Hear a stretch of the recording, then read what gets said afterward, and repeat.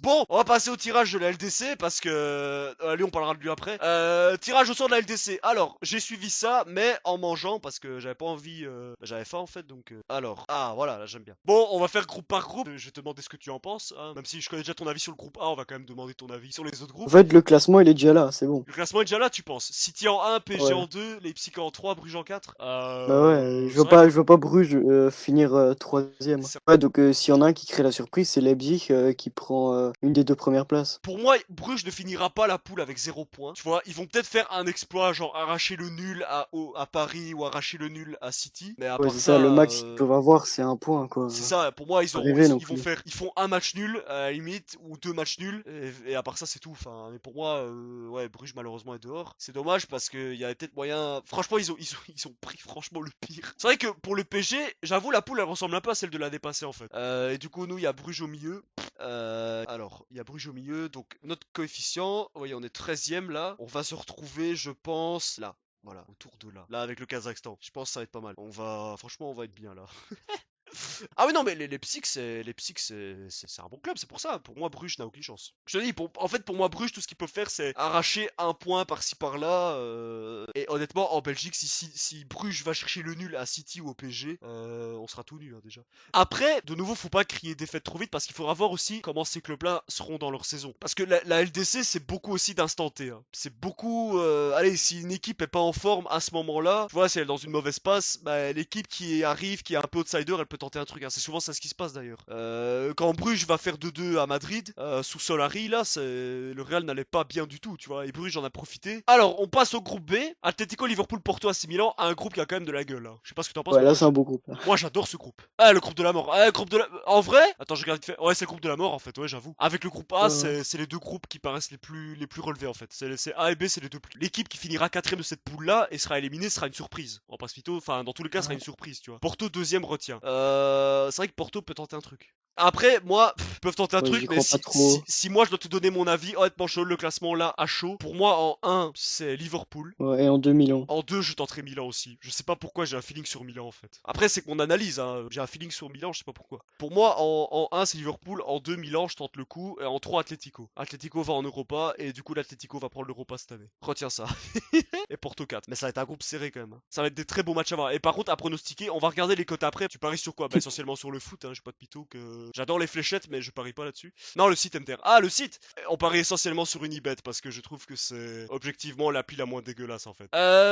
On passe au groupe C. En vrai, là ici, c'est un peu la même chose que dans le groupe B. J'ai l'impression que toutes les équipes peuvent finir à toutes les places en fait. Ouais, Dortmund, quand même, Ouais, s'ils sont pas Dortmund est en au-dessus, mais huitième, bon. Dortmund normalement sort premier. L'Ajax pour moi peut finir deuxième. ouais. L'Ajax pour moi ça sort de la poule. Et alors la troisième place entre Sporting et Besiktas. Pour moi ça part sur un truc comme ça. Ouais, pour Ah, moi, le Sporting finit troisième. on verra ce que ça peut donner. Bon, un groupe C qui est quand même très équilibré, qui sera aussi intéressant à regarder. Le groupe D, j'ai mis le tirage 2021-2022 ou le tirage 2000... On est en quelle année là en fait? On est en 2020 ou Fiorentino Perez, c'est ça qu'il a trouvé comme solution pour les coupes d'Europe en fait. C'est chaque année je prends le même groupe. Voilà, chaque année je prends le même groupe, ça me va très bien. En fait, on l'a mal compris. Il veut pas créer la Super League, il veut juste créer il veut pas créer une ligue européenne fermée, il veut créer une poule fermée en fait. Soit avec l'Inter avec le Shakhtar en fait. Apparemment, il aime bien jouer contre ces deux-là, donc il prend. Bah, Une... moi, je vois le Real en un. Le Real en 1. Et Enfin, je vais te poser la question, est-ce que pour toi l'Inter cette année ça va enfin sortir des poules ou bien ça dégage aussi comme l'année passée? bah, Shakhtar a fait des bons matchs l'année passée et peuvent éliminer l'Inter. En fait, j'ai envie de tenter le Shakhtar fini dans les deux premiers, tu vois. La Ça dépend cote. si le Real bégaye aussi au début. Mais Si maintenant le Real, Real va perdre un match au Shakhtar, le Real en face, le groupe de la ben LDC, ça bégaye souvent. Hein. Ça fait jamais un 18 sur 18 le Real. ouais, mais ça passe toujours, ça, Ah, parce que c'est le Real, ils sont quand même, c'est quand même un groupe ça, quoi. c'est sûr. Ouais. Mais je suis pas sûr que l'Inter ça passe. Après, peut-être que cette année l'Inter va enfin vaincre la malédiction. Ah, à tout moment, le Real en Europa League. Hein. On n'a pas parlé du shérif, hein. On n'a pas parlé du shérif. Je pensais, en fait, ça fait un mois, je comprends pas. Il parle du shérif. Je pensais on parlait d'un club américain. Genre, je me suis dit quoi? On a fait un partenariat avec la MLS. Enfin, j'étais en mode, c'est quoi ça? Un club qui s'appelle Shérif, frère. En plus, ils ont l'étoile et tout. Genre, ils ont l'étoile Toy Story, frère. Imagine un club. Attends, eux là, ils sont en Ligue des Champions et nous, on se fait éliminer de la Conference League par vitesse, frère. Mais j'ai envie de me foutre une balle. Hein. Tu penses que le shérif peut faire un truc? Si tu veux finir tout nu devant un match de LDC, tu mises sur Sheriff, frère. Tous les jours, ils seront à 20. Ils seront cotés à 20 pour le match nul et à 50 pour la victoire. Donc s'ils gagnent sur... Il faut bien une fois un match nul. Ah, tu seras riche, gros. Imagine une fois, ils vont à Madrid et je sais pas, il y en a, ils marquent du zizi là, il met reprise du zizi, ça va dans le petit filet, 1-0 pour Sheriff. Ah, mon gars, on se retrouve à Dubaï alors. Alors, on passe au groupe E. Nani? C'est quoi ça? Wesh, c'est quoi ah bah alors, je sais, en vrai entre les deux, je sais pas qui est le plus content de retrouver l'autre, hein, mais j'avoue ça, j'étais en train de manger ma lasagne, j'avoue j'ai vu ça, j'ai arrêté de la manger, j'ai regardé, je me suis frotté les yeux de me dire, en plus frère ça fait peur. Honnêtement tu vois cette affiche, t'as des souvenirs qui reviennent là, c'est la dernière fois. Est-ce que le Barça va oser faire un post sur son Insta? La dernière fois qu'on a joué le Bayern, tu sais ils font souvent ça, ils font en mode, il y a 3 ans on les a Ouais, ils font joués. ça quand ça les arrange. C'est toujours quand ça les arrange. Il y a 3 ans on a joué le Bayern, vous vous rappelez pas? Non, c'est pas Ouais, pour mais là, les- le stream. Ce match il était surréaliste. Le Barça a une revanche à prendre, mais là c'est même pas une revanche. Ils doivent non seulement prendre leur revanche, mais les soulever. Vraiment, ils doivent les soulever. C'est-à-dire, ça doit être minimum 4-0 pour le Barça, sinon ça ne sera pas À chaque une match. revanche. 2 fois 4-0. Ça doit être 2 fois 4-0 au match aller, au match retour. Si le Barça gagne 1-0, revanche ne sera pas faite, je suis désolé. Une revanche après ce match-là, c'est minimum une manita. À la fin du match, je veux voir Piqué faire ça. S'il fait pas ce geste, pour moi il y aura pas eu revanche. Non, par contre ça ici c'est sale. Ça c'est vraiment... Ça c'est... Oh là là. Oh là là. Oh c'est Medo par contre. Depuis c'est Medo, il a plus de carrière dans le foot. Hein. Il a plus d'avenir dans le foot. Il en a plus du tout. Quand tu t'es fait souiller comme ça.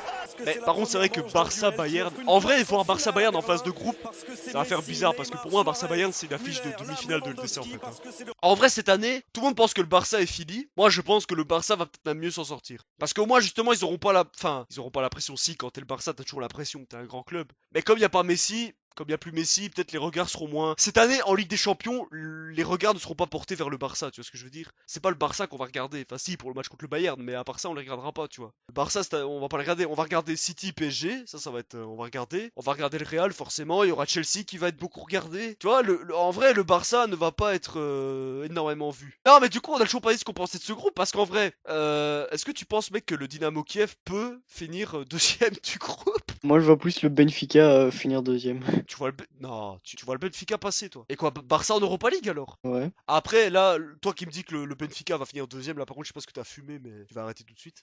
Pour Là, moi, il faut ça c'est. tenter du truc, hein. Pour moi, c'est le classement. Pour moi, c'est le classement, c'est ça. Enfin, c'est le classement. Le Dynamo Kiev peut finir troisième, attention. Mais pour moi, les deux premiers, c'est ça le classement. En 1 Bayern, en 2 Ouais, Barça. normalement, sur papier, c'est ça. Après, il y a toujours des surprises, hein. C'est un groupe pas très équilibré quand même. Hein. T'as les deux premiers qui sont vraiment bien devant et Benfica Kiev vont juste se battre pour la troisième place. Pour moi, ça va être ça. Pour moi, ce groupe-là, c'est un groupe classique de LDC. C'est le groupe chiant par excellence où t'as que les deux gros cadors et puis t'as deux plus petits qui sont là et qui feront rien, tu vois. Moi, je pense que ça va être comme ça. On passe au groupe F qui est un peu chelou. Je sais pas, Vito, le groupe F, je le trouve un peu bizarre en fait. Ouais, c'est un groupe d'Europa League, en fait. Bah, c'est ça, j'allais dire la même chose. J'allais dire la même. J'étais en mode groupe F, j'étais en mode je me suis trompé de compétition. C'est vraiment, on dirait un groupe, ouais, c'est un peu. Après, en vrai, on pourrait dire peut-être la même chose pour le groupe G à la limite aussi, tu vois. Le groupe F, G, c'est un Ouais, peu des aussi, groupes, pareil. c'est un peu des groupes Europa League. On sait pas trop quoi dire sur ces groupes en fait. Déjà, le groupe F, moi, je ne sais pas te dire qui est le vainqueur de ce groupe. Hein. Je sais pas de sortir le vainqueur de cette poule. Hein. Je mettrais Villarreal et Atalanta qui passent. Ouais, quoique United, c'est chaud, en fait.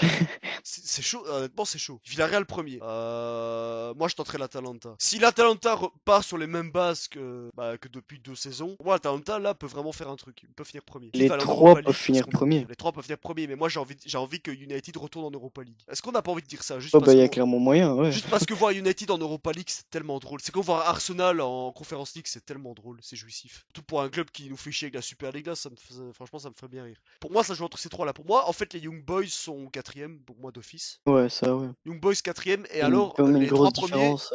les trois premiers peuvent finir premier du coup. Donc c'est un groupe assez équilibré. Et alors le groupe G, j'aurais préféré qu'à la place de Wolfsburg il y ait Bruges, Lille, Séville, Salzbourg, Wolfsburg. Pour moi Séville est quand même premier en fait. Hein. Pour moi Séville ça finit premier. Ouais. Je vois quand même Salzbourg devant Lille. Pour moi ouais. Pour moi Lille ça finit troisième. Ça va se bagarrer avec Salzbourg pour aller pas aller en Europa League et Lille risque de tomber en Europa. Et encore, faudra se battre contre Wolfsburg aussi. Ouais, mais Wolfsburg cette année, je les sens moins. Après, c'est vrai que Lille pour l'instant démarre pas très bien sa saison. Je pense à Lille, ce qui faisait la force du club aussi, c'était peut-être l'entraîneur, non? Je pense que c'était l'entraîneur. Après, j'ai pas suivi le mercato de Lille, mais je pense qu'ils ont pas perdu grand monde. Ils ont perdu Mike Maignan qui est parti à Milan pour remplacer Donnarumma, mais à part ça, je Après, il pense. faut pas non plus juger forcément sur le début de saison, parce que les phases du groupe peuvent relancer complètement la saison. Ah, les phases de groupe peuvent relancer complètement la saison. Ouais, mais souvent aussi, ce qui se passe justement, c'est que pour pas mal de clubs, la saison ne se passe pas bien en championnat et souvent en LDC, ça se confirme aussi, tu vois. C'est-à-dire, les clubs qui sont pas en forme en championnat, souvent en LDC, ça bégaye aussi, tu vois. Donc, si Lille ne fait pas un bon début de saison, moi, je pense que sur Lille, en LDC, ça aura des répercussions. Bah, c'est pareil pour les trois autres, hein. Si Séville fait de la merde en Liga et qu'ils sont pas dans une bonne passe, ça peut bégayer en LDC.